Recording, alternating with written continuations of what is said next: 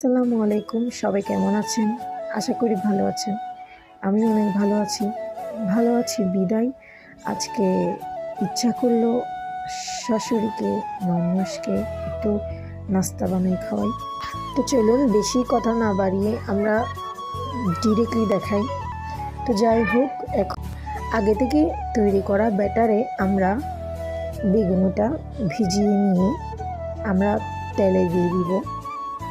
তেলের আঁচটা একটু বাড়িয়ে দিয়েছি, কারণ খুব তাড়াতাড়ি আমাদের ভাজতে হবে। কারণ আমার শ্বশুর একটু পছন্দ করে এসব খাবার, তো ওনার জন্য একটু তাড়াতাড়ি করতে হয়। না হয় চুলে আঁচ ছোট করে আপনারা ভাজবেন, এতে ভিতরে একটু নরম হয়, ক্রাঞ্চি হয়, উপরে মজা হয়।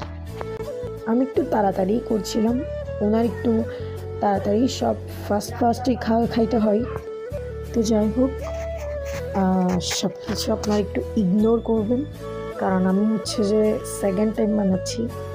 ফার্স্ট টাইম হচ্ছে একটু সুন্দর হয় নাই, এখন যা একটু হয়েছে আলহামদুলিল্লাহ। সবাই দোয়া করবেন আমি যেন আরও ভালো করে করতে পারি। তো যাই হোক, এটা আমরা ঝুড়িতে উঠিয়ে নিব। তো আগের ভিডিও এই পর্যন্ত।